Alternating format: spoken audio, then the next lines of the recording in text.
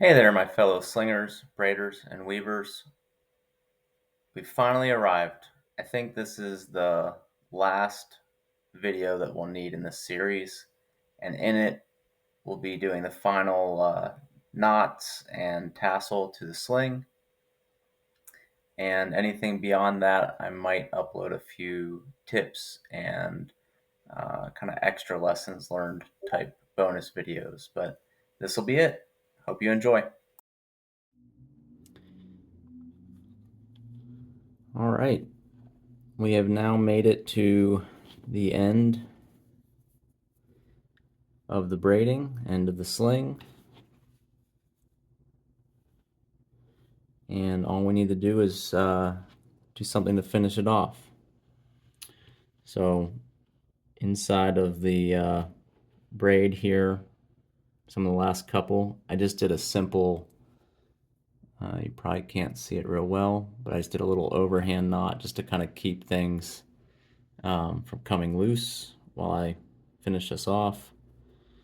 And then the rest of the yarn strands I'm gonna kind of direct down here, and I pulled two out that were covered by that overhand knot and kind of midway from the groupings of uppers and lowers. So have two here that I'm gonna work with. And in concept, what I plan to do uh, is use a crochet hook, really just to hold space. I'm going to pull pretty hard here and then wrap around like this.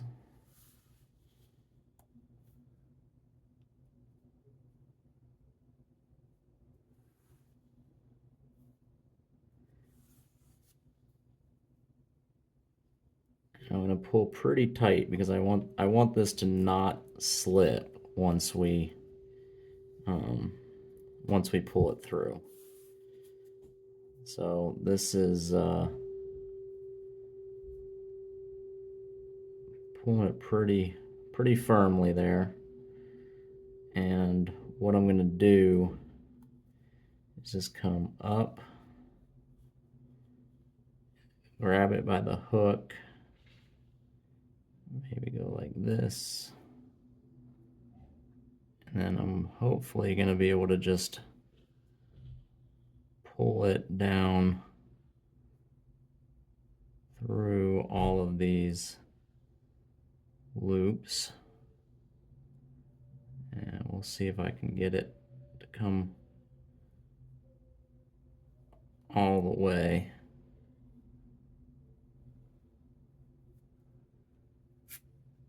And there we go.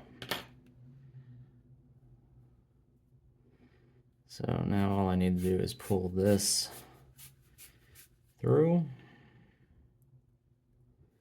and it's roughly what I wanted to do is that right there. I don't know that it's tight enough, but I'm going to see how that works first.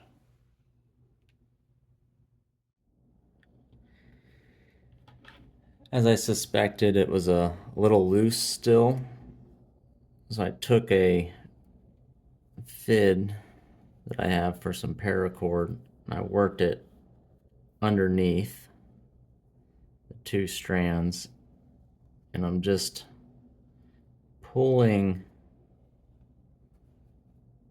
the excess around. Oops.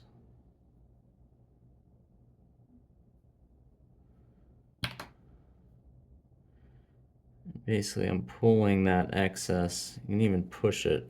I dropped it off the fid, but I can push that loose thread, kind of pinch it, and work the loose end around. Get closer to the camera. So you can see as I pinch and sort of spin it around, I'm working the loose end of that, and there you can see it's coming up. Might be able to get this fid underneath here again.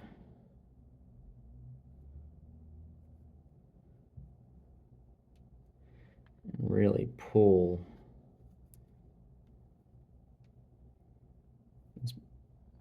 Didn't intend for it this way, but the bend of this actually makes it a little easy to pull, to pry against. And you can see it come, that looseness come all the way around to where it inserts in. And then what I'm going to do, these two that I let out, these are the two that were wrapped. I should be able to just pull that looseness down and out. So there it is. Give it a little snugging. Pull that tight. And there it is. Generally, that's what I was hoping it might turn out like, is a bit of a striped covering there at the bottom. Then all I'm going to do is cut these, and these will be kind of loose tassels at the end of the sling. And that'll be it. All right, and there it is. I cut the tassel. It's the finished product from finger loop, strands, to the pouch, or the cords rather, to the release cord, finished covering there, and then the tassel. Just so this yarn doesn't fray apart and break apart as quickly, so it'll preserve itself a bit better, I'm going to actually ply these double strands together, and I'll show you what that looks like just real quick, and this will probably be the last video of the series.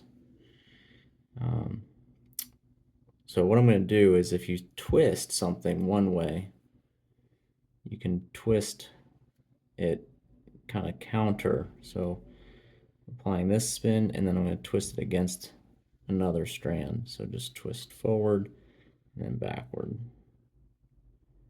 and backward.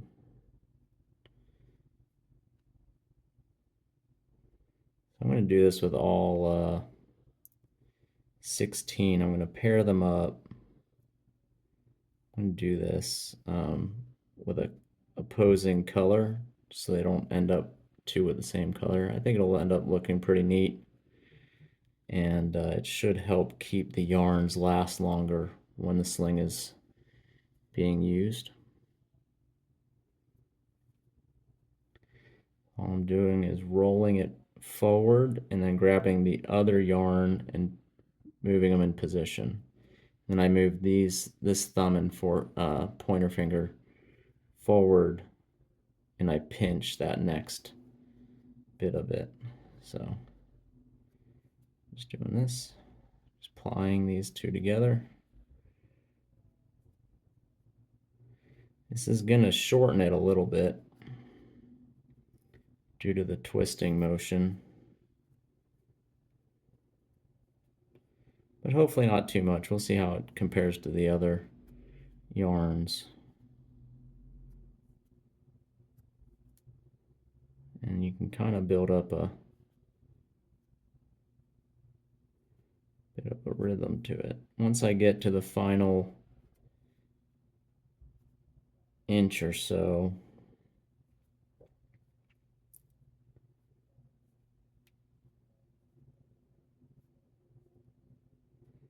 at this point, I'm just going to take it and do an overhand knot.